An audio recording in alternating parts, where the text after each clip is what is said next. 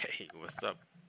It's Panahun, and welcome to NIER REPLICANT version 1.22474487139. So, yesterday I just end the first part A. So today I'm gonna start a new part, a second part. It's a Kaine story. So we're gonna play as Kaine, I guess. Alright, let me sound check. So we start new,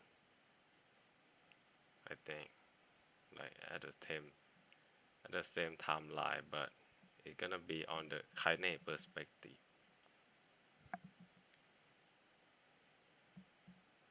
So I never played before as well.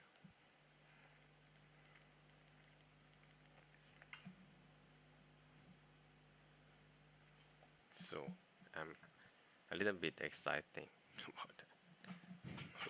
Alright. Okay, let's go. Let me sound check. Okay, good. Alright. We're the same. Tools in the hands of a... So what I have to do is continue, right? Continue. Yeah, continue. Library A.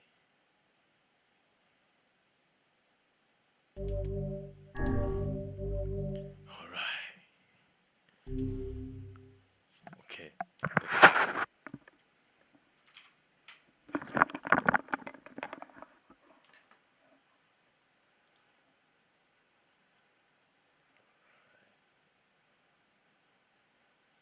Okay.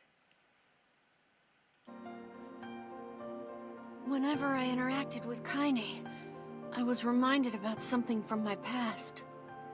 Maybe my mind has been confusing her with my sister this whole time. Anyway...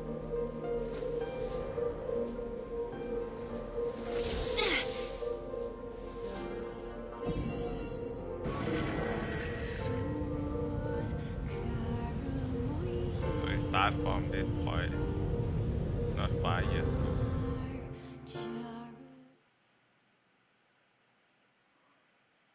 Kindness, dreams, discrimination. The second of rain filled the village. The steep cliff that surrounded the area magnified sound, causing even the slightest whistle to rattle like a thunderstorm. Thin white wisps of smoke steam from huts as a villager huddled in their homes and wait out the rain. A single child, however, had breath to downpour and was now wandering slowly toward the wooden hawk-shaped water vein at the center of town. It is a kindness story, and that village is that an airy village, right? That Emil just destroyed. But that's in the first part. The wanderer reached the vein, which had existed for as long as any could remember and study. The child's face was simultaneously delicate and fierce, like a teacup that has survived a shipwreck. The dress combined with pale white skin to give the face an almost sexless quality. Okay, if the beak turns east, I go home. If it says west, then a child blink, rain slowly drip down. The young one's short hand began its long descent to the ground. Come on. The child felt a slight breeze and watched as the wind slowly creaked to life, spinning the way, and that for a moment it finally settled with the beak pointing firmly toward the east. Really? Before the wind could move again, a jackalope came spinning and trampling to the air, striking home against the child's head. The force of the blow dropped the child to the ground as a hail of stone began to fall around. Oh no, they found me. A heartbreaking smile crept across the child's face as the stone continued their assault. Okay, Kaine got stone assault. Through the rain, the sound of multiple footsteps grew louder before a voice rang out. Yoo-hoo, Kaine. The voice belonged to Demo. Worst of all, the bullies in the area. As Kaine struggled to stand, a final stone came skittering through the mud and bounced against her foot. Blood was formed a cut above her eye and blurred her vision, but she could make out the shape of Demo and his usual gang of idiots. The boy seemed taken aback for a moment by Kaine seeming indifferent to the blood dripping from her face, but quickly regained his bravado. What's up, freak? You like the rain? You like getting all wet? Or did you finally decide to run away from home? Though she knew it was futile, Kaine turned to leave. Before she could get more than a few steps, the other children scrambled to surround her, cruelty burning in their eyes. Kaine knew those were not the only eyes on her. The tormentors' parents watched from the safety of their homes. She was tuned to this sensation. It was one she had experienced many times before. While some villagers simply turned a blind eye to the action of their children, many encouraged it openly. In a society ruled by superstition and fear, Kaine was something to be hated, and if possible, destroyed. I didn't say you could leave, freak. Demo's words chewed at her like a word through an apple. He can't hurt me, she lied to herself. Be strong, be brave. He can't hurt me, he can't hurt me, he can't hurt me, he can't hurt. Oh look, the little freak is gonna cry. What's wrong? Are you sad that everyone hates you and wants you dead? Kaine prayed for the rain to flood down and carry her away from a world that seemed to have no place for her. But if there were gods, they chose to ignore her. As Demo crept ever closer, the clouds began to thin and the rain slowed. Even the weather hates me. I'm useless, a failure. I wish Demo's rock had taken my head off. Kaine couldn't meet Demo's rearing gaze. She lowered her eyes and stared at the muddy ground below. The bully moved forward until he was an inch away. She could smile, then send the old meat on his breath. He'd breathe. The boy grabbed Kaine's face with thick fingers and yanked it upward. She tried to turn away, but he forced her gaze back and jammed his thumb against her eyelid to pry it open. Show me. No. Did you just say no? Demo grinned Don't say no to me. No one says no to me. Even taking his attention from Kaine, he called to his cohorts. Come on, guys, let's give the freak what she deserves. As soon as Timo finished, kicks and rolls began to rain down upon Kaine. Timo paused, still grinning as Kaine curled it into a ball, or curled it into a ball and tried to make the pain stop. I don't get you, freak. What you acting like a girl for, huh? Everyone knows that you really are. Kaine ignored the question, choosing instead to stare at the weather vane. It continued to point east, as if supremely confident about the future it had chosen for her. Go home? Yeah, that's a funny joke for someone with dead parents and no home to go to. Freak, chanted the children. Freak, freak, freak. Kaine closed her eyes and listened to the rain, waiting for the pain to start again. Clutching hands of the village, children closed around her. She bent her mind to the sound of the rain, letting it become her world entire. The rain fell, but the pain never came. Only when the laughter of her tormentors turned to terrified cries did she dare open a single blood-caked eye. Kaine was shocked to see Timo sprawled on the ground, holding his head and screaming in pain. She could see blood welling from space between his fat, twisted fingers.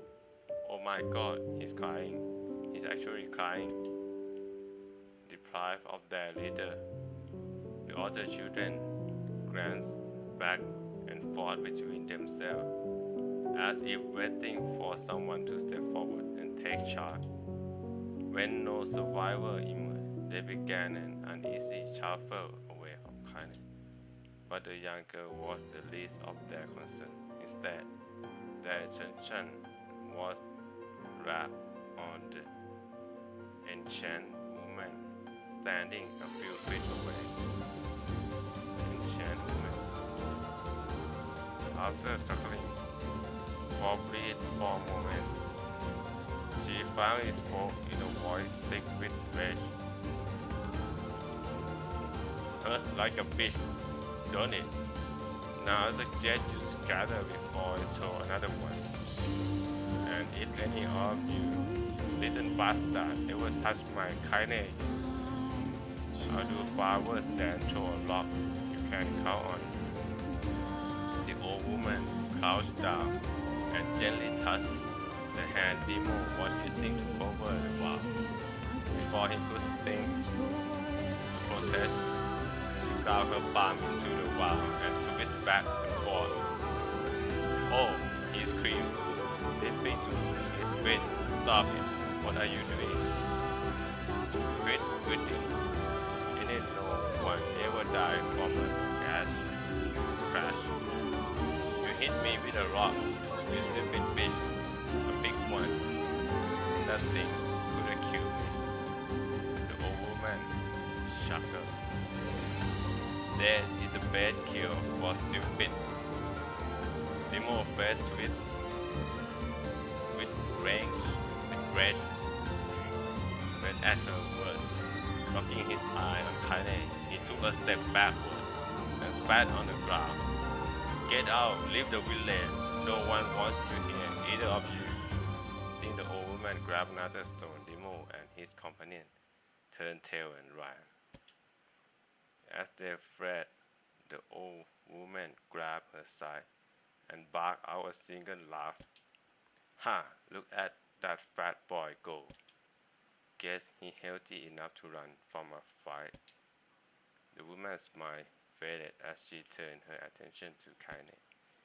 Kneeling down, she removed her shawl and pressed it around the young girl's shoulder, then produced a cloth from the fold of her dress and began blotting at the blood on her forehead. "Oh, Kaine," she said, "why didn't you fight back? You're stronger than that lot." The words of her grandmother stung Kaine, and she turned away. "Don't be nice to me," she said. "I don't deserve it. Nothing matters anymore." Her tears, held in check for so long, finally began to fall on the muddy ground below. "Everyone hates me. They think I caused bad things to happen. They think I'm a freak. I wish I was dead." As Kaine's tears turned to sob, she felt her grandmother's hand on her shoulders. Despite her advanced age and diminutive size, she was a woman of surprising strength, and Kaine found herself unable to turn away. "Don't talk like that, girl. It's a river wide and deep that flows between the realm of the world and the next, and it's grant no mercy to any that attempt to crossing. You got a duty to fight until your last breath."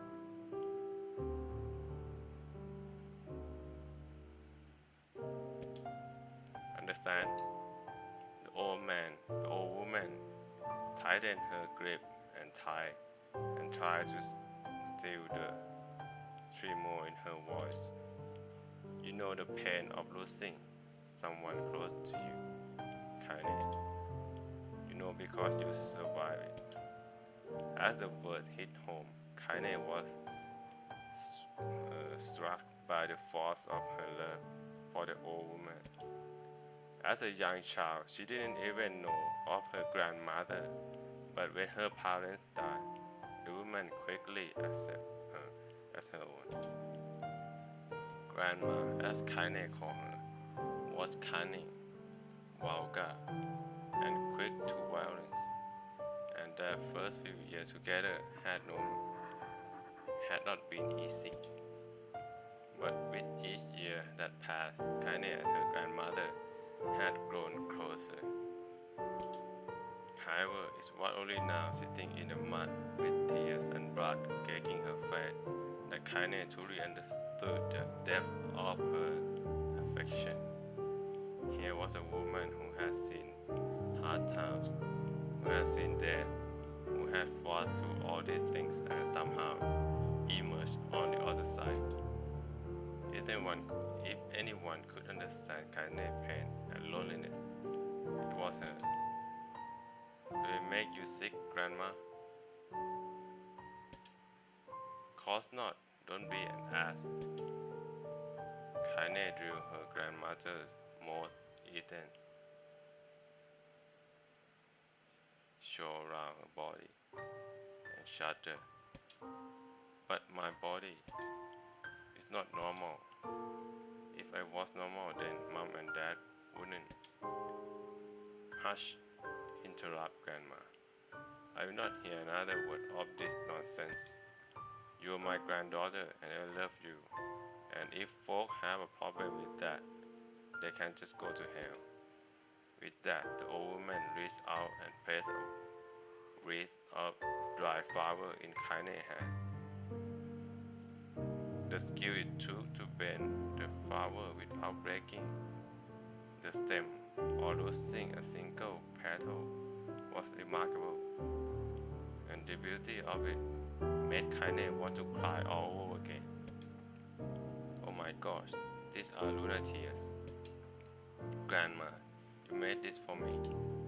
Luna tears were legendary flowers. Most people could live their entire life without ever seeing one, and yet her grandmother had somehow collected a dozen or more. Kaine reached up and touched the wreath, and if she couldn't believe it was real. "Well, where did you find these?" "Just stumbled on them while I was out doing the shopping." The old woman turned away as she spoke, leading Kaine to suspect that the search had been more difficult than she was letting on. The pain she took to construct the ornament, let alone track down the flower used in its construction, made Kaine's heart hurt. She reached up and gently adjusted the reed,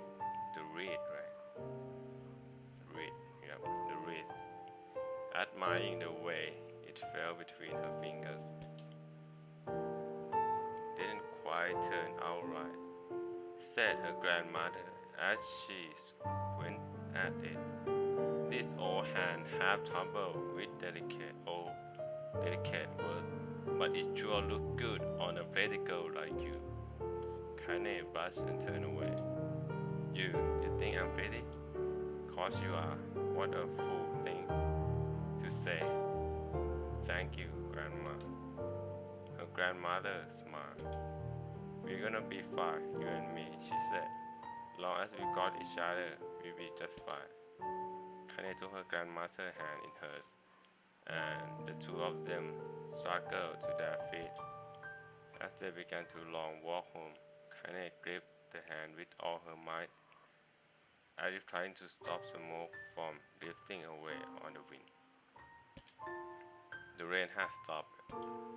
Kaine stood beneath the withered vane, watching it spin in lazy curl, no longer caring about the direction it fed when it stopped. I don't need to escape. I have a home now.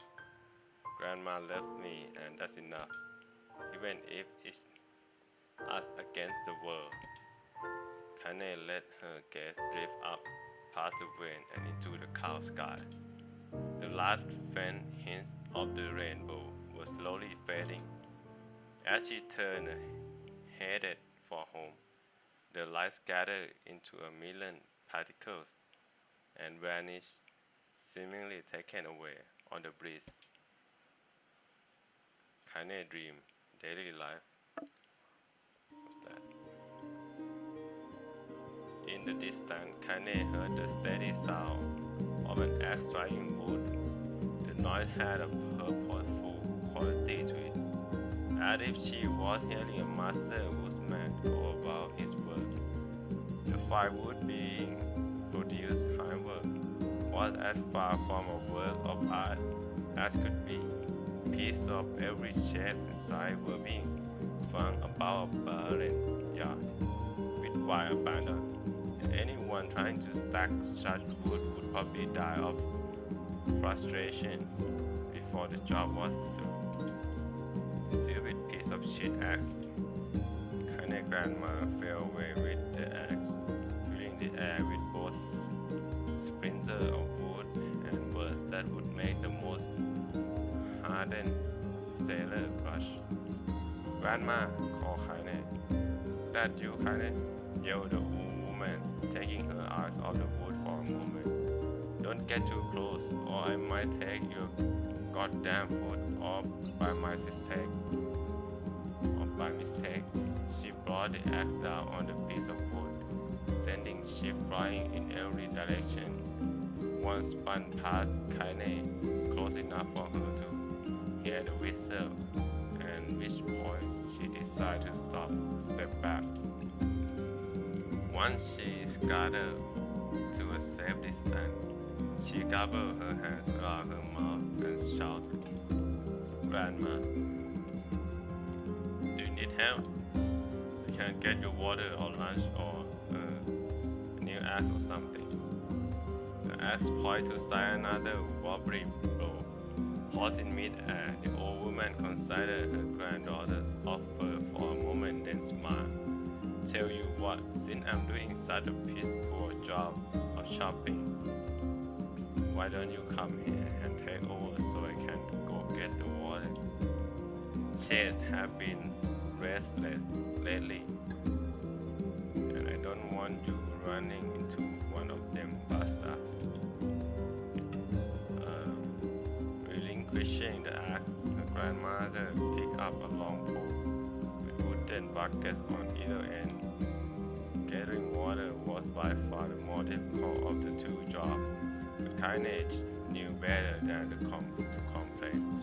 Once Grandma's mind was set, there was no changing it. Kaine did her best to help with chores, but Grandma took every task that required travel to the village. Though she had a long list of possible excuses, Kaine knew the real reason she didn't want her grandmother to be taunted and harassed by the villagers. Once Kaine moved in, Grandma decided to take up residence a good distance from the area. Out of sight, out of mind seemed to be the best policy when it comes to the villager and her granddaughter. And rare were the days when any but the two of them could be found rocky cray of land they call home. Kaine enjoyed the solitude, but harbor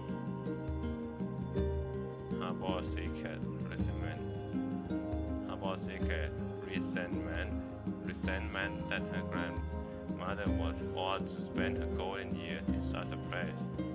After watching her grandmother leave, Kaine turned her attention to the task at hand. She had never chopped wood before in her life, and soon discovered why the wood woman hated the chore.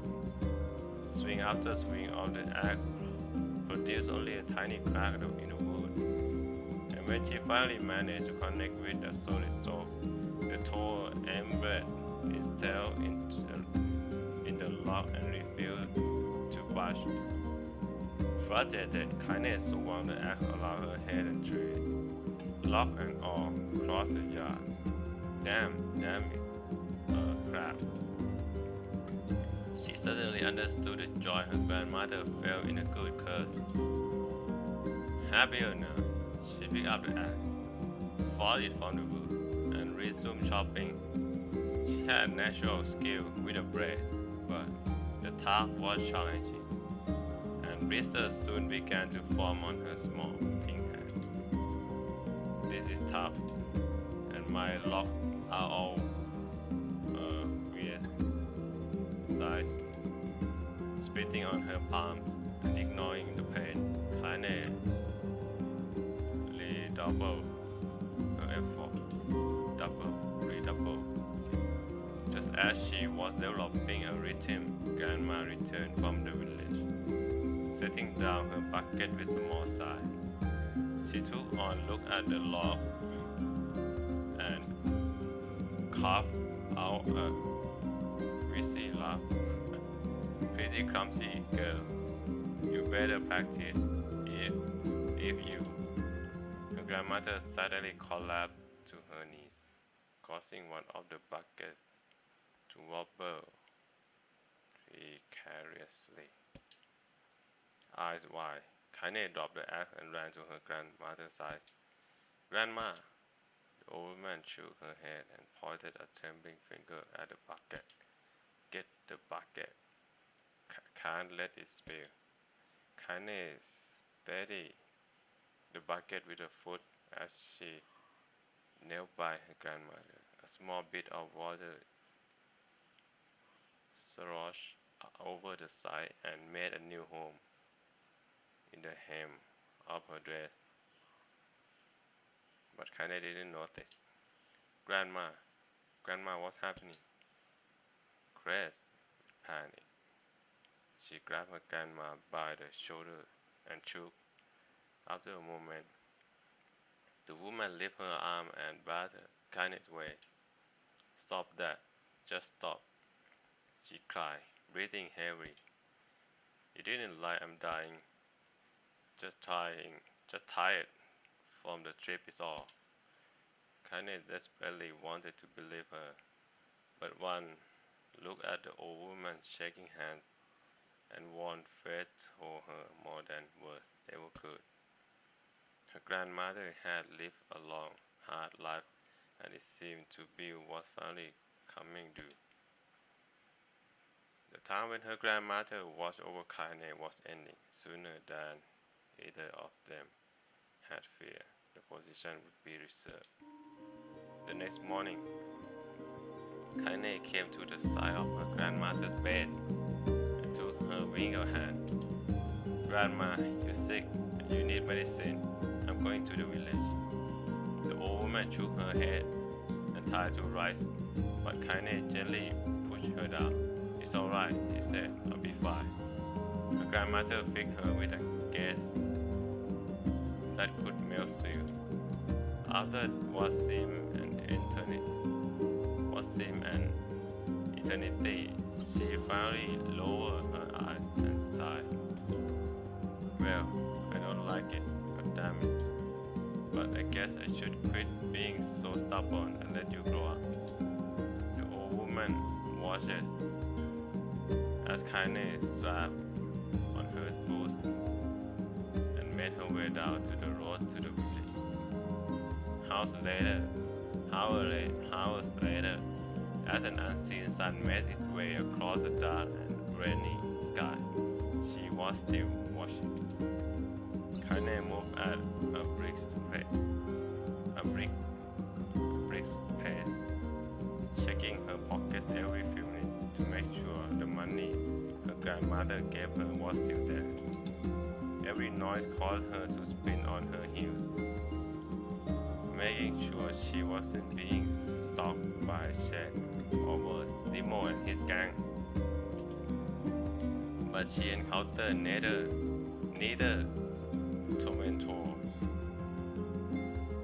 tormentors or Sheds, and Kaine finally found herself at the entrance to the village. A few adults she could see glances sideways at her, then muttered to each other behind raised hands before slinking away into the shadows. Her heart racing, Kaine took a series of rapid, shallow breaths and tried to calm herself. I have no proof myself. I have to help Grandma. I have to be strong. She chanted those words to herself over and over as she slowly made her way. Finally, her eyes settled on the road June. Older woman who was angry, waving her arm in the air and telling everyone who would listen exactly what she thought of Kaine present. Hey lady, said Kaine with a bravado she did not feel.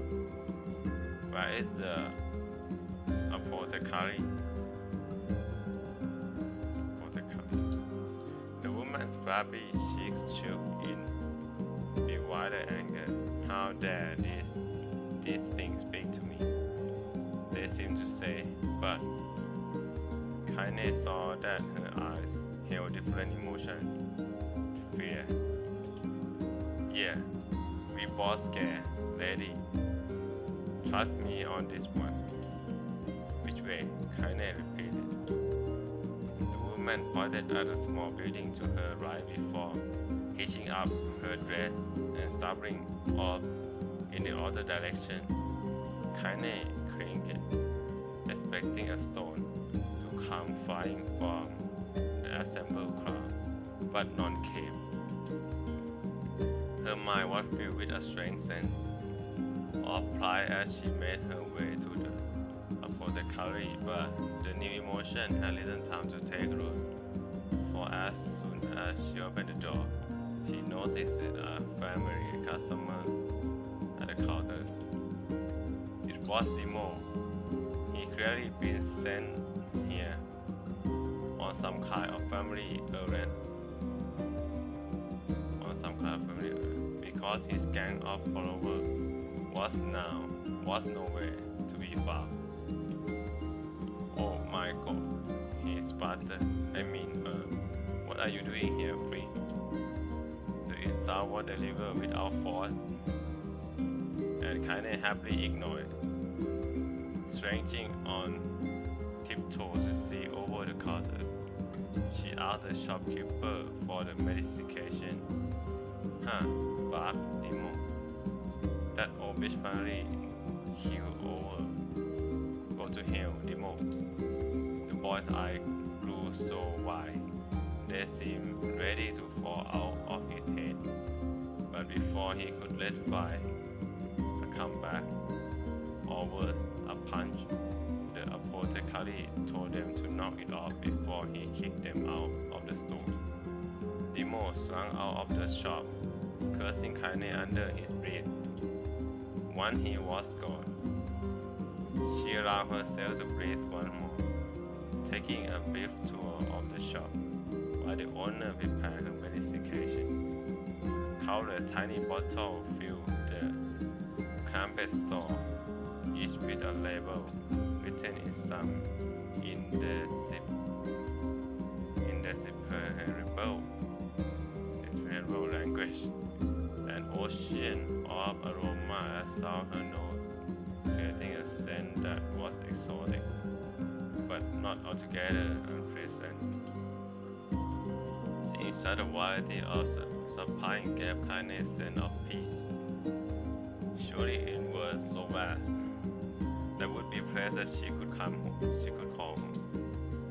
On the far wall, behind the counter, rested the portrait of a stunning young girl.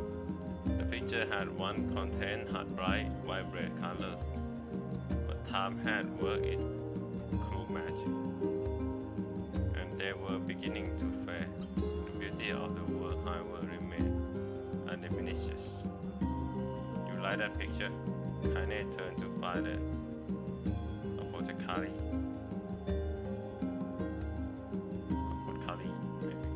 With a small vial of medicine in his hand, his eyes were gentle but sad, and they seemed to stare to her and into nothing as he spoke. That's my daughter. I sketched it when she was just a little girl. She's been dead a long time ago. Kaine didn't know how to respond. She just stared at the past portrait and tried to come up with the right words. Pictures are wonderful things, continued the shopkeeper. They let the ones closest to you live and live on forever. He shook his head slightly, then looked down at Kaine and smiled, handing her the medicine.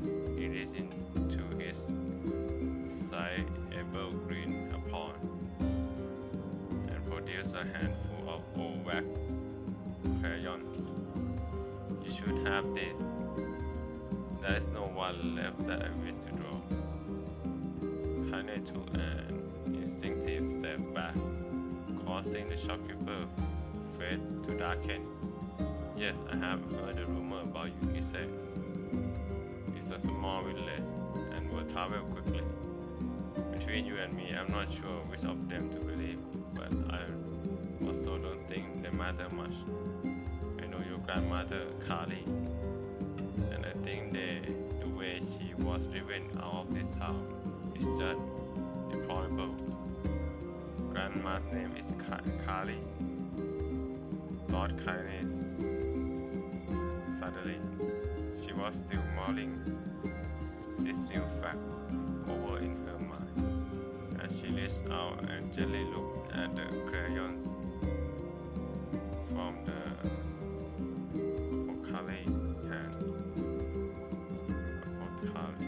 Young grandmother is an old friend of mine, he said as Kaine scooted away yet again, and I owe her much. I wager she would like it if you drew a picture of her. Yes, I think she would like that very much. Kaine murmured a quiet agreement, but inside her heart was bursting. Never before had a villager treated her with anything but complete contempt. It was a tiny, almost imperceptible step, but it was a step no netted rest, and with enough tiny steps, she might one day discover the rest of the world. When Kaine returned home, she found her grandmother asleep in her bed. Her feet were blackened and raw, even breathing a bit in a place, leading Kaine to think that she had been pacing around the room until exhaustion finally caught up with her. She placed the medicine by her grandmother's pillow and turned to leave, but found the old woman's hand clasped around her arm. "Back already, are you?" asked her grandmother with a yawn. "Come here, let me have a look at you." Grandma sat up and examined Kaine from head to toe, finally satisfied that nothing terrible had befallen her grandchild. She leaned back and allowed herself to relax. "Well, how was it? Those bastards give you any trouble?" "It was kind of fun," said Kaine with a small smile. "No, seriously, it was fun, eh?" asked her grandmother in a voice which implied she believed anything but. So many times you need me to run an errand. Just let me know." As she spoke, Kaine removed the crayons from her pocket. After a brief explanation of their sort, she informed her grandmother that she was going to sketch a portrait. "A portrait of me? Ridiculous. No one wants to stare at a winged old crone." "But Grandma, you make you live forever." "Hot shit," said her grandmother, throwing back the sheet from her bed. "Living forever would just piss me off. Now, put those crayons away and help with dinner." But Kaine wouldn't relent, and in the end, Grandma found herself leaning against the wall of their house, as if posing for a master artist. Kaine took up the crayons, eyed her subject carefully, and set to work.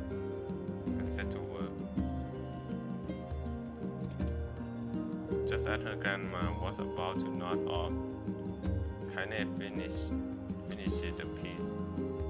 After staring at it for a bit, she released it from her grip and let it slowly dip to the floor. "It's trouble. It doesn't look like you at all." "I'm sorry, Grandma. I thought these crayons would, make drawing easier or something." The old woman's eye narrowed at her granddaughter's disappointment. "Let me be the judge of that," she said, ignoring the pain in her back and reaching out the paper. The sketch could have been a person's face. It also could have been a boulder, a lump of clay, or an incredibly misshapen loaf of bread, or render in a chaotic array of colors. The old woman stared at the picture for a long time, then slowly wheezed out a laugh. "Oh, Kaine," she said between laughter, "you truly are my bride. You're as clumsy as me, and I love it. But, hush, I won't hear any more about how ugly you think it is.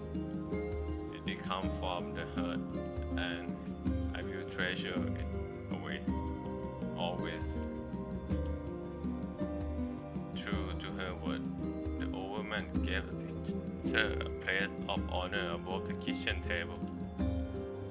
Days that followed, Kaine would often catch her staring at the portrait with a strange smile on her face, an action she interpreted as silent, mocking laughter. A week later, Kaine could stand it no more. And asked her grandmother to take the artwork down. "Posh," said the old woman. "I'll take this down when they roll me in my shower." She ponders this for a turned to Kaine and dropped to one knee. Listen to me, girl. Seeing this picture made me happy in a way I've never felt before. And it makes me want to go on so that someday you can feel the same happiness. It was a moment that burned itself in Kaine's memory, a perfect blend of pride and love and joy that came together to form a lifelong remembrance. She swore to never forget this moment, to never forget the old woman who had made her place in the world possible. Time moved on. People and memories move in and out of our life like ghosts passing to a home. But this moment will be different. Kindness swore, because I will remember it forever. Forever. Kindness dream, separation. Another dream. So Kindness listened to the sound of crackling firewood and stared at the black object on her plate. She'd been pushing around the wooden disc for a good 10 minutes, ignoring the bemused stare of her grandmother. Finally, she summoned her courage and gave the object a brief sniff. A sharp, bitter scent flew up her nostril and made its home there, causing her face to switch with disgust. Grandma, I can't believe you want me to eat a bug. The old woman threw some more wood under the cooking pot and snorted. It's no bug, you fool girl, it's a berry. Why the hell would I be feeding you bugs? Yeah, well, it's sure like a bug, said Kaine. And I think it's burned or something because it smells terrible. With that, Kaine held her nose and threw the berry in her mouth, chewing as little as possible. Oh yeah, that's terrible, alright. Why, you little brat, laughed the old woman. Look at the sad on you. You've been spending too much time with me, and that's a fact. 5 years had passed since the moment when Kaine's grandmother saved her from the bullies. As is often the way with two stubborn people, their relationship had grown in fits and starts, but moved forward all the same. Meals that used to be sober affair were now filled with laughter and horror, abuse in equal measure. Kaine could not remember a time when she had been happier. As the year went by, Kaine started to shoulder more and more of the daily responsibility. Her grandmother's legs grew weaker day by day, and she could no longer do many of the chores she used to take for granted. And so this morning found Kaine lacing up her work boots with a breakfast of burnt berry rolling to her belly. Where are you going today? Asked Grandma suddenly. Kaine looked up surprised. The old woman rarely asked for specific animals. Well, I was gonna check out the kelma trees and see if they were ripe. I thought we could make some jam or something. Oh, I'm going to pick up some flagstones, so I need to take the wheelbarrow. Flagstones? What in the hell for? Kaine stared her grandmother and held out an arm and swept it around their home. Construct mostly of cord, rope, and rubber, the old place sat like a boxer in the final round. Grandma, dying cat, could shoot through this house. I'm going to build a stone wall so we have some protection. The old woman laughed, exposing her toothless grin to the world. Goddamn, girl, if a bunch of thieves want to ransack this old place, let them come.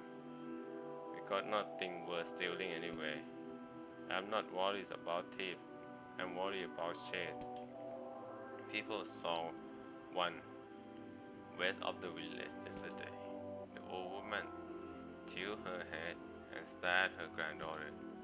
Well, Shoot. I don't know why you have to do it today.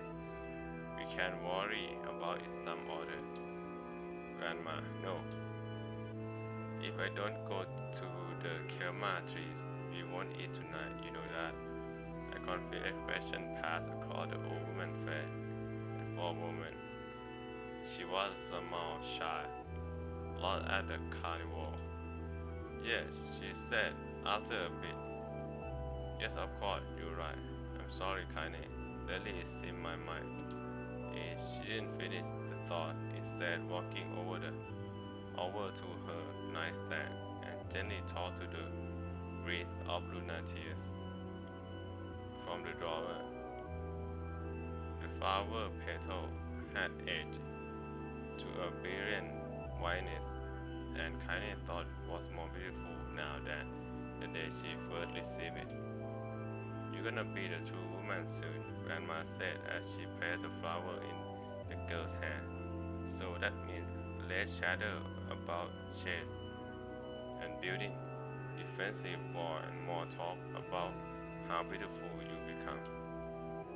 Annoyed, Kaine reached up to remove the garland, but the look on her grandmother's face stopped her hand. You beautiful thing, said the old man, and there ain't other like you in all the world. I'm very proud of you. Okay, Grandma, that's enough. Goddamn compliments for one day. Such a mouth on you. Where did that come from? Gee, I wonder. I'll teach you to sat me, girl, yelled Grandma. Suddenly, she lurched forward and grabbed Kindness by the ears, pulling her around the room with a crazed grin on her face. Grandma, yelled Kindness in a quaking voice. Grandma, stop it, what the hell? The woman stared at her and blinked, then slowly held her ring hand out, and if it was the first time she had ever seen it. Oh, I don't know what happened there. I'm sorry, girl. Sometimes my mind just kinda thought the look on her grandma's face was the most heartbreaking thing she ever seen. Listen, she began. Maybe I should stay home after all. No, I won't have you stay here to keep an eye on an old cold girl like me.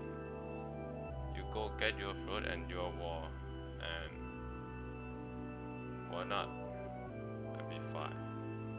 What not? And when you come back, I'll have a nice grasshopper dinner waiting for you. Kaine rolled her eye, then kissed her grandmother on the forehead and made ready to depart, trying desperately to ignore the worry that was gnawing at the walls of her heart. Kaine could feel the old woman's eyes watching her as she moved down the path. Don't turn around, she told herself. But in the end, the temptation was too great. She spun on her heel for one final look and saw a small, bent woman standing in front of the ramshackle hut with a sad expression on her face. Gosh, she looks so old now. It's like the wind could reach down and just carry her away. Kinda worried about her grandmother all day, causing her work to suffer. What little fruit she could collect was tossed carelessly into the wheelbarrow, and she only found a couple of stones before losing interest in the project. Finally, as dusk approached, she decided to call it a day. Cursing herself for the lack of focus, Kaine pushed the nearly empty wheelbarrow back down the path. As she crested the final hill, she suddenly floored in place. The wheelbarrow fell from her fingers and collapsed on its side, sending a few pieces of wrinkled brown fruit rolling back down the hill. Her gaze was transfixed by a thick black hood that hovered just ahead. Tracing its path with a finger, Kaine suddenly felt her stomach knot in on itself. No, oh God, no. Her grandmother's heart was ablaze, the flame licking up as it tried to touch the sky itself. Grandma, Grandma, Kaine ran then farther than she had ever moved in her life. Once she tripped on a stone and went spun into the rocky ground, but she leaped to her feet and continued running, unmindful of the blood that spilled from her wounded hand and knees. As she got closer and closer, Kaine might begin to race in time with her footfall. It's too dark, not just fire. Can't be fire, too much smoke. Got to save her. She burst into the fort yard and came to a sudden halt. Her worst suspicion confirmed. The smoke from the fire was mingling with the thick, inky blackness of an enormous shed. The massive creature supported itself on three twisted feet and achieved balance means of a large armor tail, scale, horn, and claws sprouted from its body in a random chaotic pattern, giving it the appearance of a lizard designed by some insane god. Seeing Kaine, it let out a roar and flicked its tail, sending small whirlwind spinning around the yard.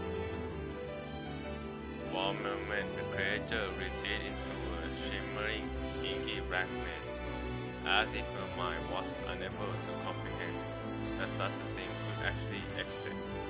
But then the smell hit her, a blend of rotten meat and excrement, and the horror became real once more.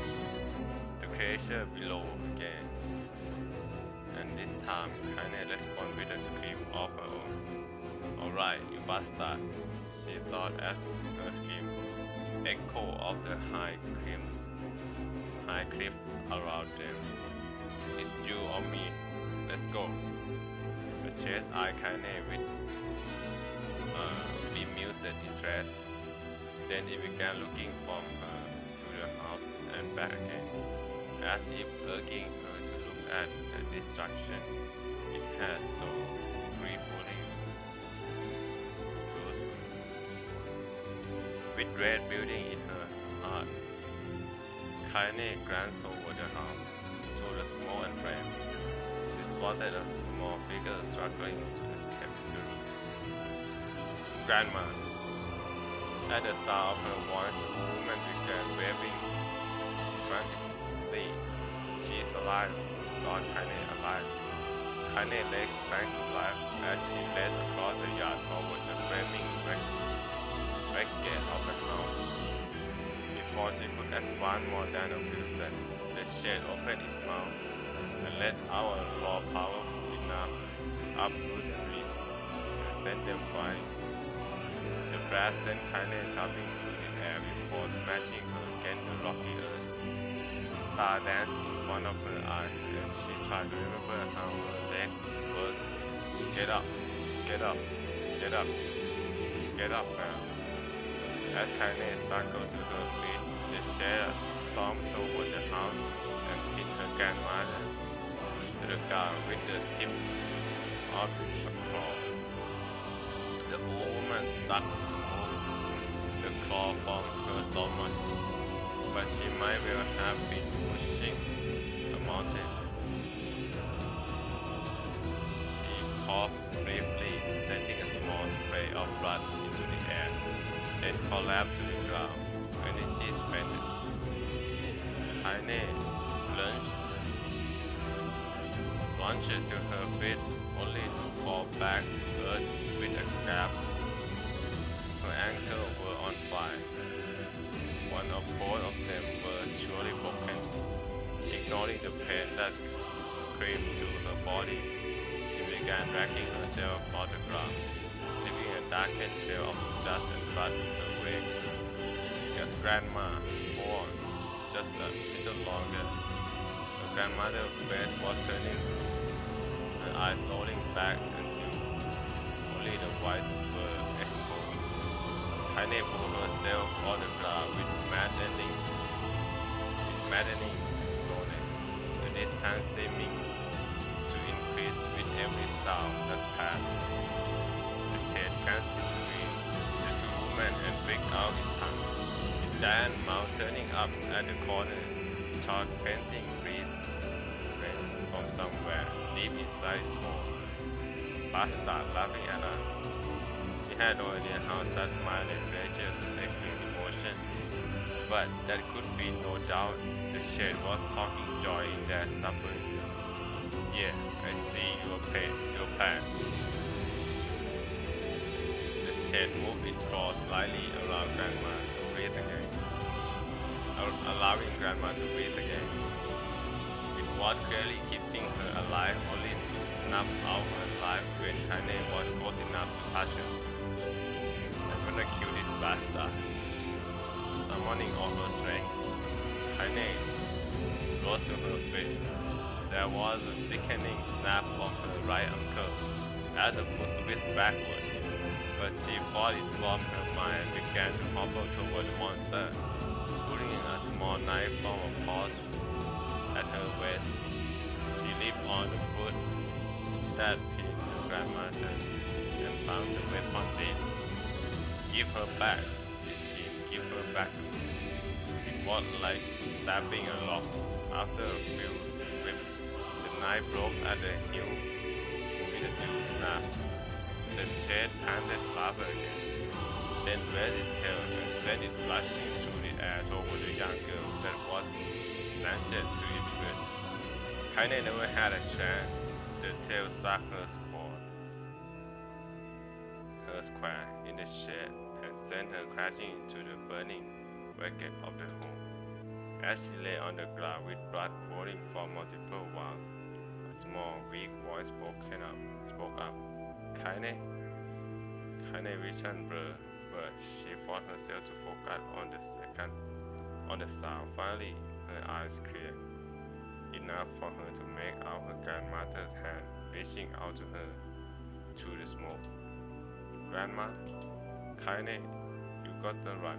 You can't face this one. Kaine grabbed the hand and held on with all her strength. Grandma, come on, we have to go. Old woman coughed loudly. One of her hands, slick with blood, slipped from Kaine's grasp and jumped to the ground below. Grandma, no. I said run, God damn it. You have to leave. You have to get through. The thought would say forever, unfinished. Before she could say another word, the shade claw foot descended, smashing through the remains of the roof and down upon the shadow figure of the old woman. Blood oozed from gaps in the creature's toes as a terrible, putrid smell assaulted Kaine's nose once again. She stared at the foot, dumbfounded, convinced that what she was seeing could not possibly be real. When the creature finally lifting its appendage, all the remained underneath was a twisted, unrecognizable mass of rubble and red. Her grandmother was gone. Kaine blinked, trying to feel the hand which had been in her just a moment before. For a fleeting instant, she could remember the warmth of that embrace, the trembling of the finger, but then the sensation drifted away on the breeze and was gone. Memory flashed through Kaine's mind, and after the other farther and faster until they become a meaningless jackal of noise. Kaine screamed then. A thunderous sound that echoed off the crypt and seemed to roll away forever. The shade edged forward, rat equal, pouring from his mouth and dissolving into smoke on the ground below. The earth shook with every step as it crept toward its prey.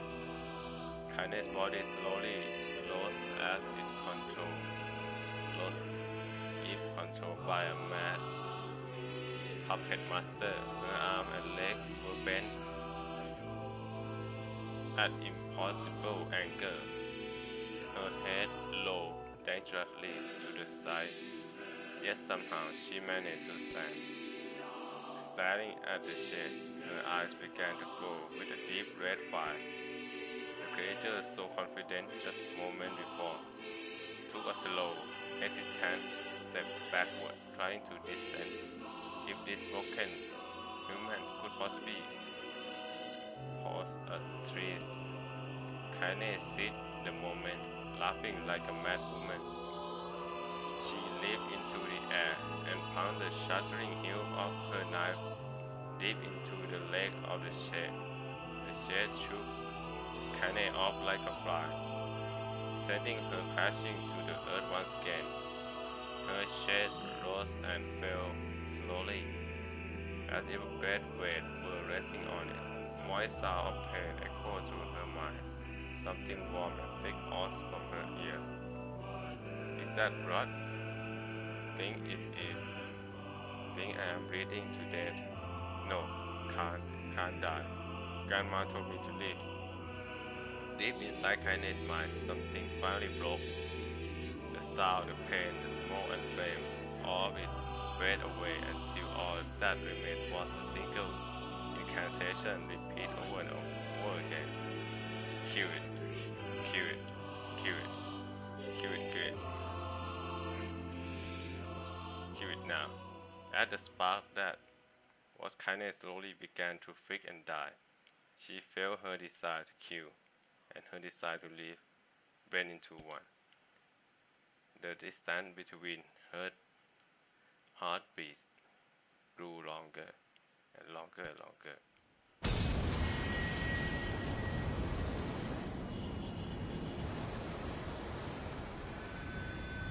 That's it.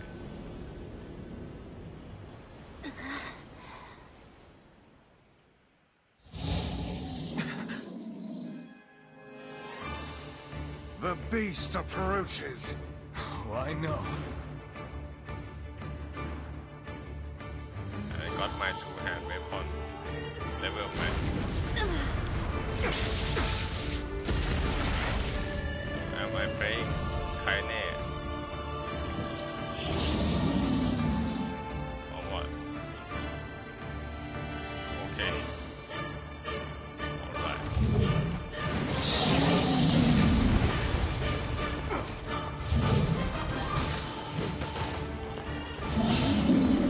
What anger this creature must have. How did it even survive these past 5 years? I'm not gonna let this happen again. It dies today. My sword fits lighter. It's not the blade, but the skill of the user. Strike it down.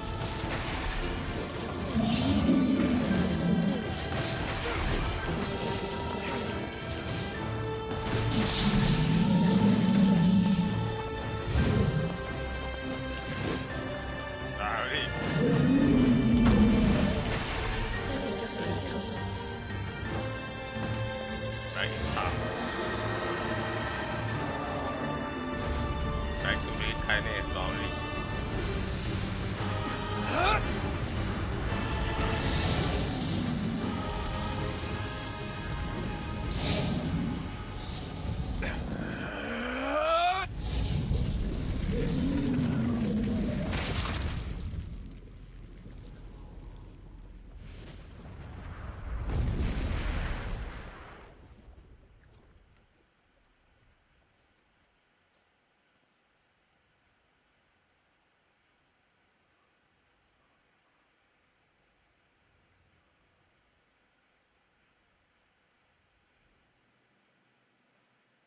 What?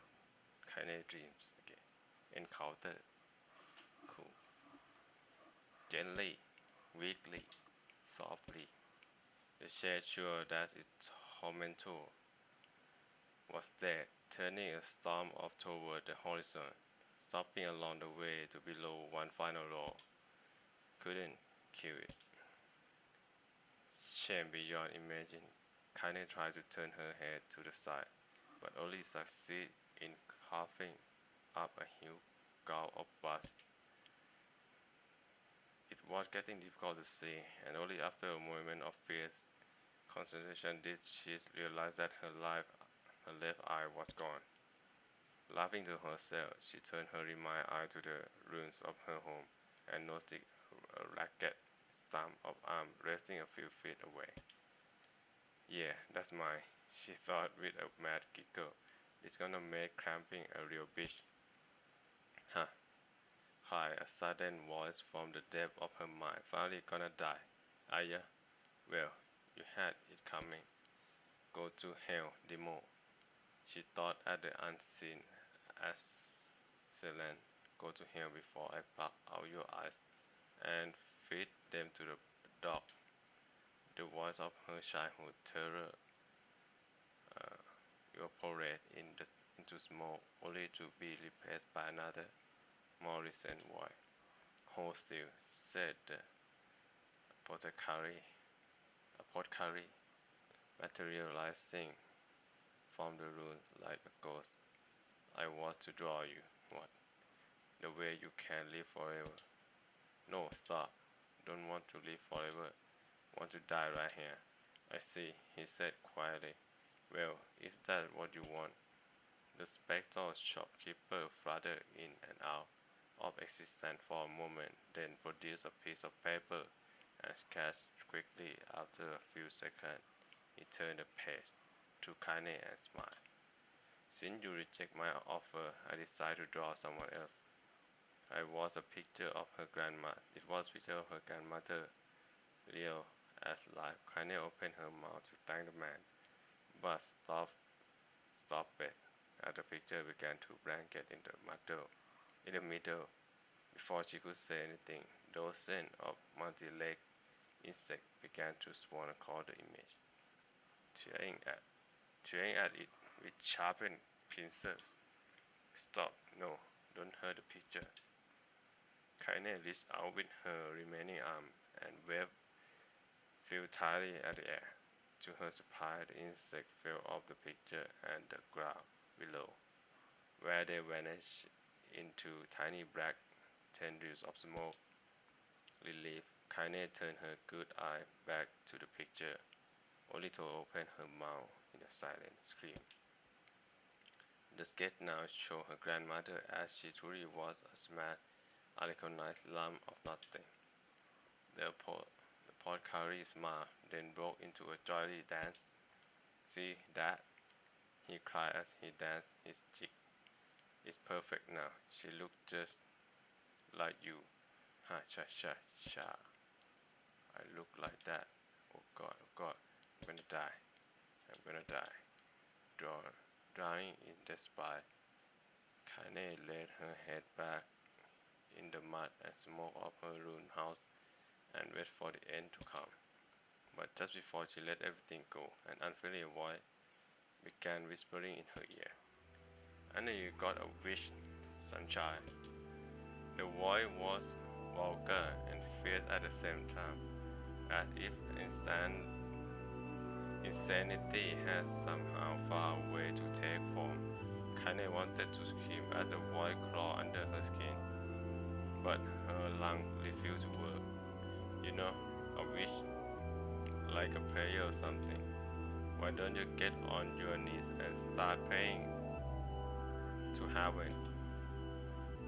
Please, invisible man in the sky, save me, save me. Ha ha ha ha. Kaine finally restored to shouting at the voice with her mind. I don't make wish, they don't come true for me. I'm a curse, a freak. I should be left to die. The other voice boomed in her ears. Wahaha, oh God, you are the best. Kaine glanced down and saw a black, shining substance oozing from her leg. She tried to brush it away, but her remaining arm would no longer respond. The substance slowly crept along her face and then began moving up toward the rest of her body. Is this death? Is this what is it like? Oh, is my mind just losing itself? She could feel the slim oozing upward, feel the hot searing pain into it left, in its wake. Whatever else might be happening, she was still alive, and this was real. Come on, said the voice. Let it go.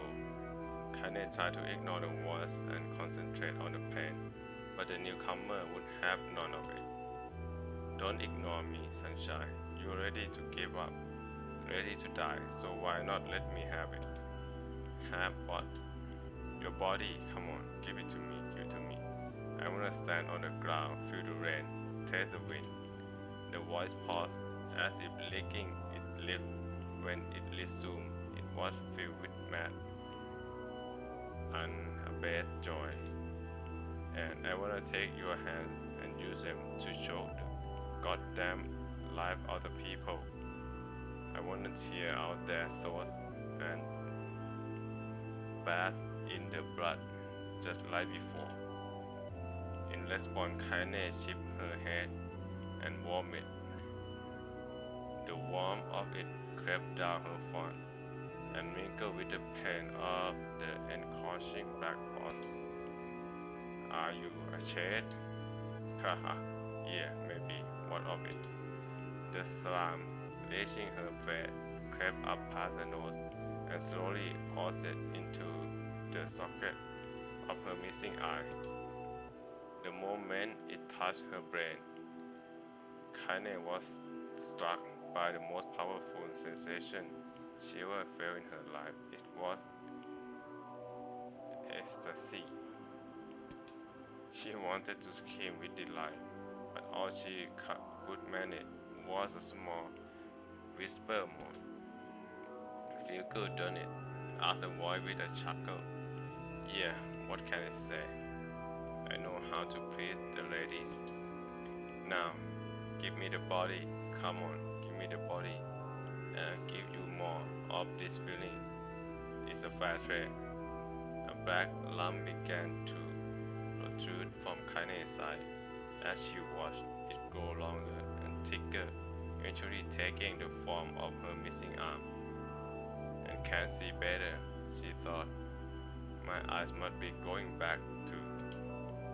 The slime reached up to the envelope of the rest of her face, but she managed to brush it away. Stop, she whispered, marveling at how she had regained her voice. Stop. The black horse hesitated as if considered this request, then quickly shimmered down her body before disappearing in a cloud of smoke. Ah, what the hell, sunshine? Screamed the boy. We had a deal. I thought you wanted to die. Grandma said, can't die yet. A brief image of her grandmother, bloody and broken, flashed before her eyes. She saw the shade that had killed her and heard its mocking laughter, then closed her eyes and forced the image from her mind. Her whole body was quaking with rage. When she opened her eyes again, they burned bright red. That thing took my grandmother. I had to kill it before I died.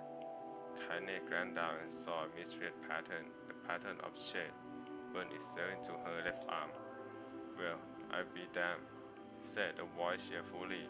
Look at that, sunshine. I think you and me are gonna be good friends now.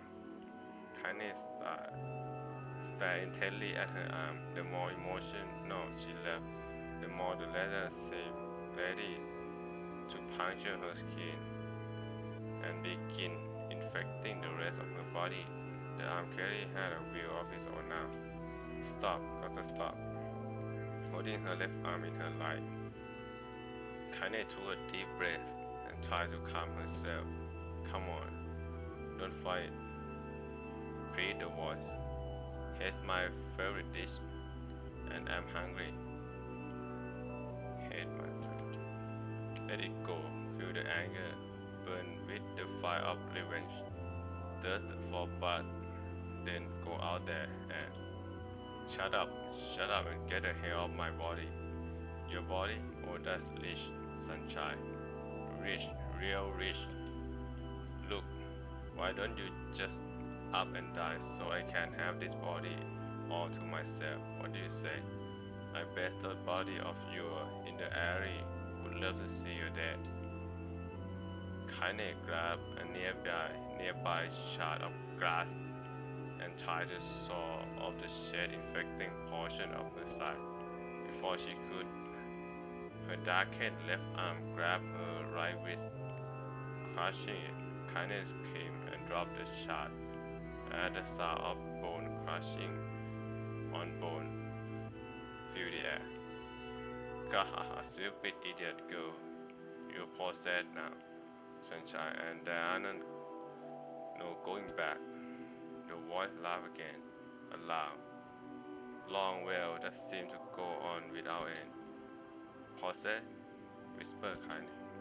Yeah, possessed. You and me, we got what you might call a timeshare arrangement.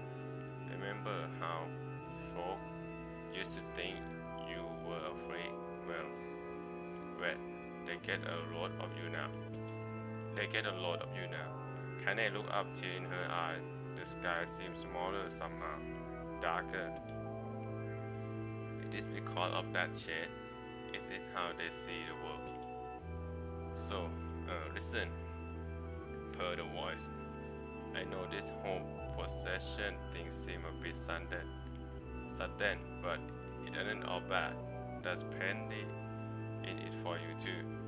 I'm very powerful creature, sunshine, and now that power belongs to you. You got enemies, people you wanna kill. I can make it happen. That little fat kid who kept picking on you, that big old shed that scored your granny. We'll wrap them up in their own assholes. No more abuse for you, sunshine. No more pain. Wait, said Kaine. You are a shed. Why would you help me kill another shed? What you think? I'm some kind of racist? Some killing snob? I don't give a good damn who you murder. Honey Pat, I just wanna drink from the well. Kaine considered this as she struggled to her feet. The power of the shed cursing to her. The smoke of her house was slipping away with the wind, and she enjoyed the way the cool evening breeze fell on her new left arm. After a long pause, the voice spoke up again. So, how about it, you and me? We could have some good time together. Look, I will take care of the bloody part if you don't want. Fuck off at home, muttered Kaine. I'll handle the killing. Haha, screamed the boy. Look at you go. Oh, sunshine. We're gonna have so much fun. So listen, my name Tyrant, and if you ever need me, I'll just be hanging out in this piece of meat you call a heart.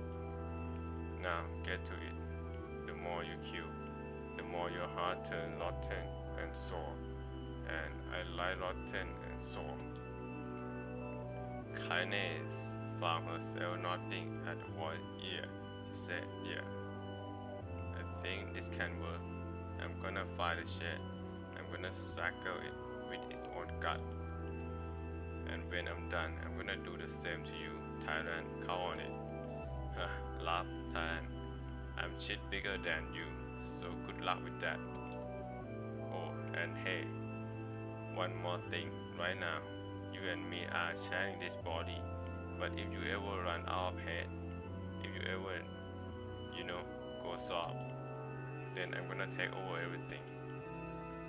So, keep on killing, sunshine, and watch your back. Her voice grew fainter and gradually faded away, fading to somewhere deeper inside Kaine herself. Kaine waited until she was sure the boy was gone, then waved her new left arm around a few times. It feels perfectly normal, she thought. It feels like mine. Desperately, she began poking and prodding at the new limb, determined to find something wrong with it. She didn't want it to feel normal. That would mean the creature inside her had already won.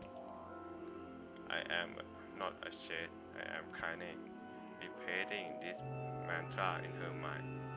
She slowly began digging through the rubble of her house, began carefully to ignore certain red stain spots in the corner. Finally, after what seemed like an eternity of her breaking work, she found what she was looking for. It was the wreath of lunar-tears. Thought it had been through hell and back. The garland petals were as bright as ever. Kaine started to press it in her hair, then slowly lowered the wreath and stared at it. I'm sorry, Grandma. I'm sorry, but I don't deserve to wear this anymore. I am possessed, corrupted, a freak.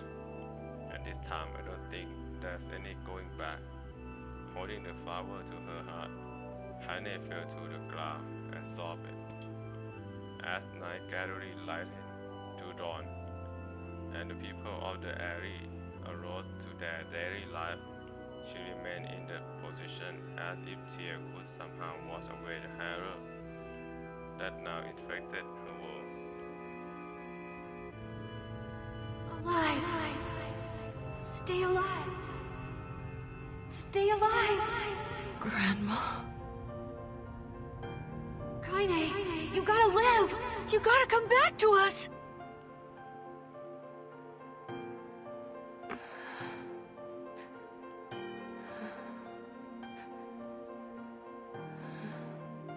Oh, hey.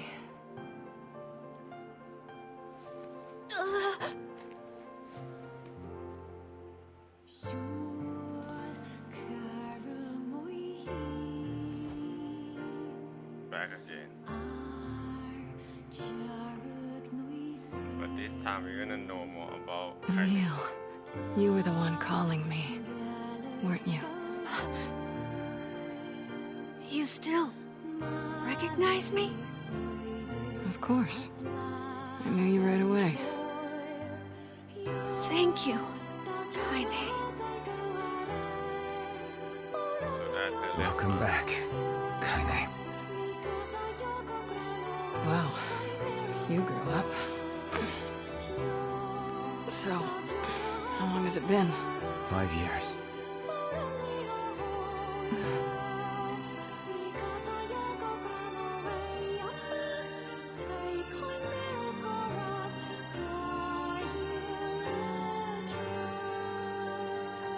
Shit.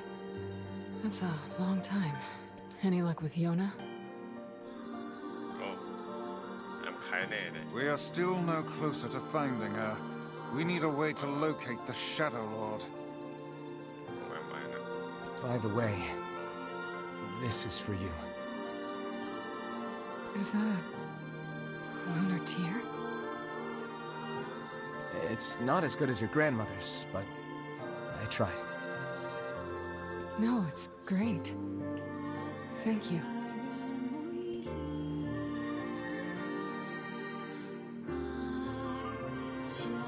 Can I start paying now?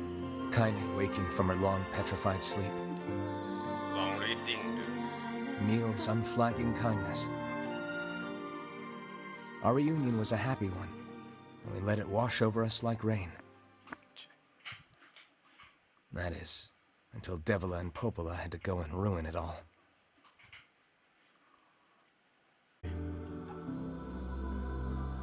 So we playing Kaine, right? I didn't get much sleep that night. For the first time in my life, I hated Devila. Can I skip it? For the first time in my life, I doubted Popola. But those feelings are pointless in the end. They said and did what they did for the sake of the village. To protect it from the horror of the Shades.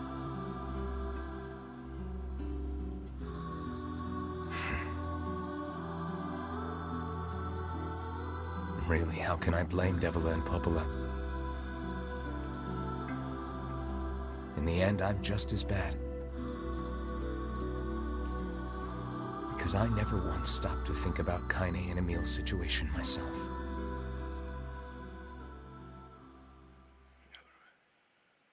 I think that's enough for intro.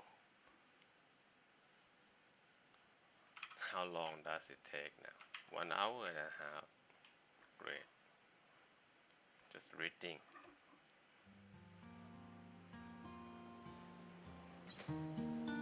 Or maybe I read too slow.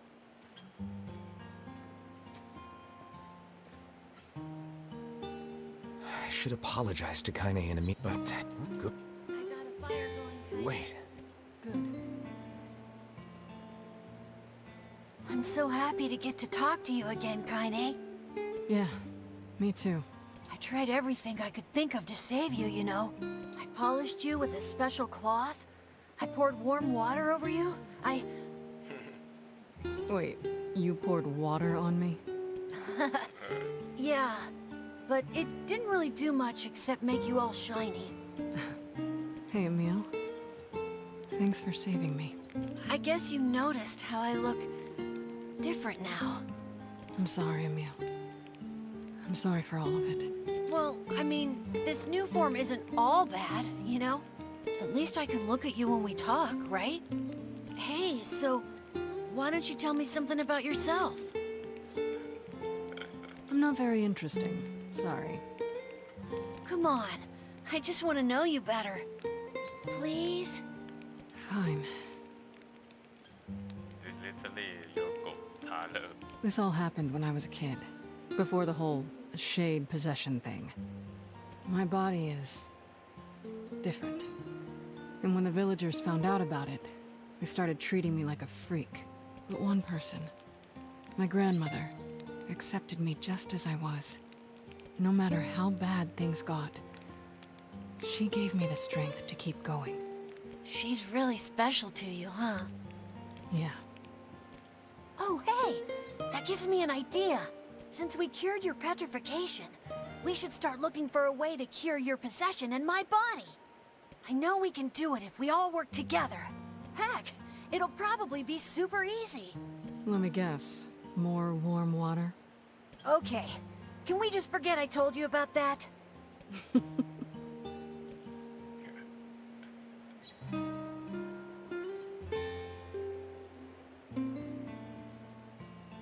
So I'm not me anymore. Still use my name. Okay. Okay. They stay outside. I'm gonna pay again, but maybe different story. Or Sleep well? Sure. And yet your red eyes tell a different tale. Don't be so hard on yourself, lad. I need to go see Devila and Popola. Very. what? Why I still paying myself? So what the point? What might that be? It's Mom's diary. Not bad. I have not heard you speak much about your mother. Yeah, it's the first time. She got the black scrawl and died when I was little. My apologies for bringing it up. It's all right. I can barely remember her face anymore. This is the only thing I have left of her. Reading it helps remind me of when we were still a family. I see. But the final entries get a little... strange. In what way? Well, here. Take a look. So it's new now. So they just reuse everything Say there. and then insert something. Can you not hear me? What's that? Huh? What's that? Why are you standing about like a slack-jawed ninny? Sorry. Felt like I was dreaming or something. Sleeping on one's feet is quite the talent indeed. Okay. Come now, there's the door. Right. Let's go. So, this is a story, right? Proceed beyond this point and you will be unable to save until the battle is over.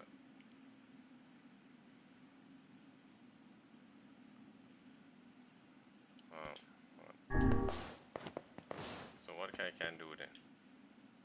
Can I save anything? No. Alright. What's that? Leave this area. Okay, can I?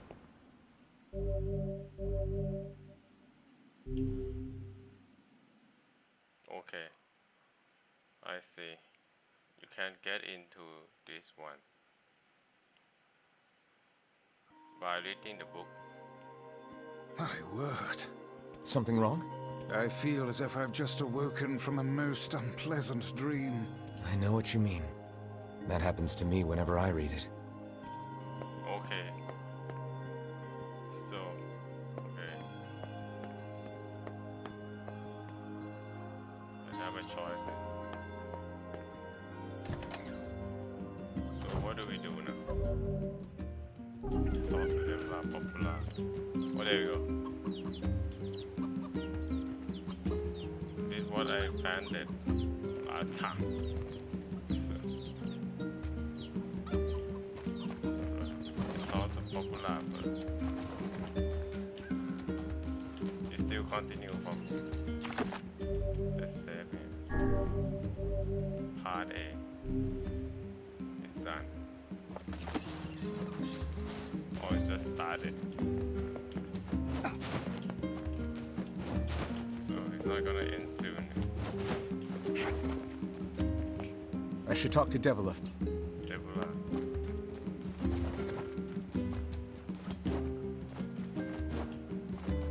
So you're picky, eh? It's also Deborah first. Hey, Oh, hi. I kinda thought you'd... I understand you're doing this for the village. Pretty much, yeah. Oh, and Yeah? sorry about yesterday. You don't need to apologize. Let Emil and Kaine... All right. And then popular.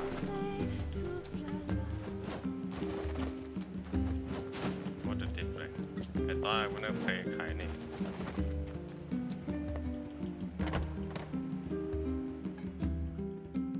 But when I enter that, read that book, I enter to that new character.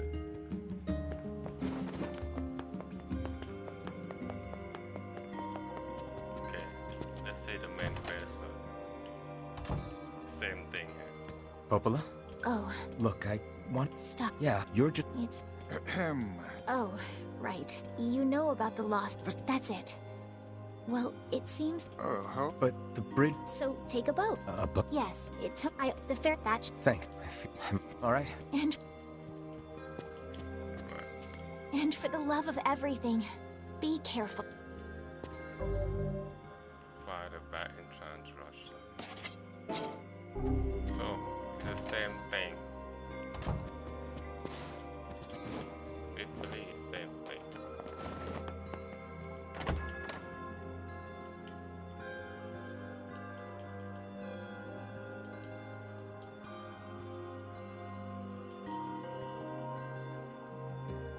Play same The character. path above the entrance to the... Do we have side quest? No. My side quest is gone. how excellent to know the canal is finished. Hopefully this puts our days of running all over behind us. The faster we can move, the faster we can save Yona. Let's use it as often as we need. I'll probably go main quest. I'm afraid. Okay, maybe no side quest anymore. Who knows? Let me do my usual. And I'm gonna let all those flowers die. Harvest them up till you can harvest. Okay. It's just a tutorial.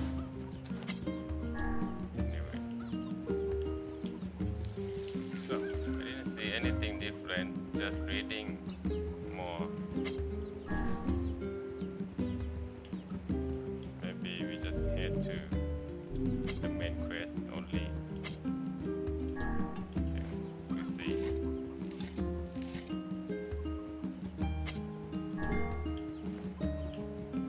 Maybe if I have some time, I'm gonna Google it and see what really happened now.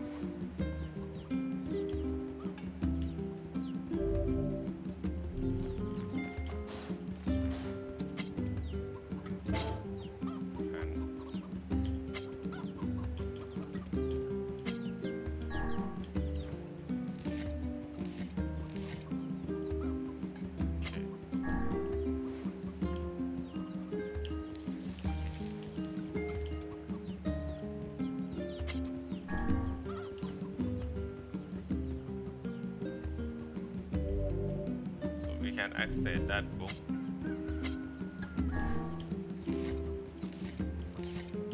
Yeah, I'm probably gonna do that, but I'm gonna Google it first.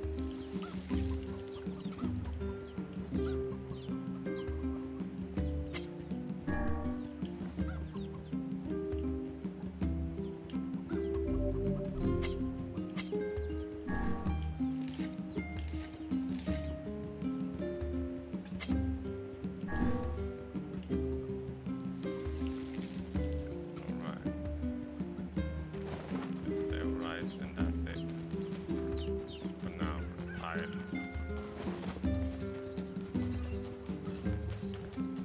Oh, the rice gone. Don't tell me you have the same side quest again. No, I think not.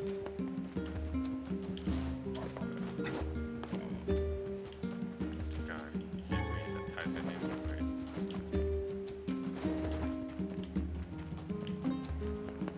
You have all the side quests. Water and food have been getting more and more. I know it's a hard... Anyway. So this is a normal music. It's not sad like last time. At the really peak movement. Right.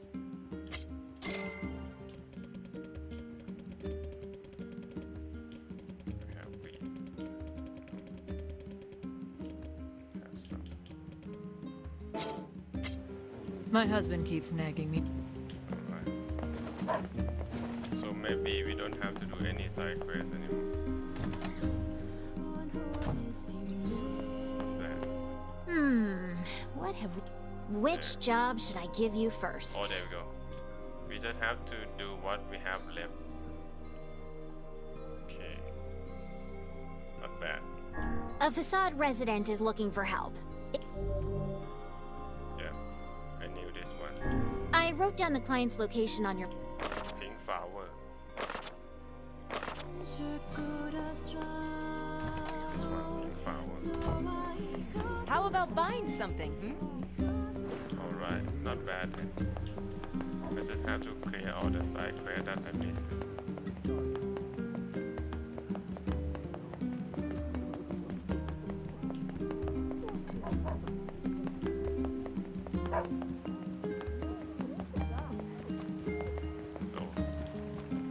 So just one quest then.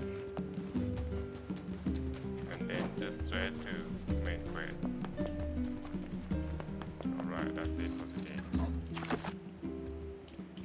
gonna do some research. But we have more gameplay in that book. Double save. I don't trust my brain. Alright, that's it. I might be possessed with shade after reading. Sorry.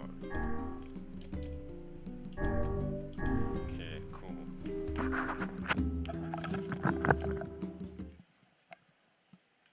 That's it. So today, we back when Kaine woke up, and before that, I got to read all Kaine's story. So, okay, it's good to know her stories of them.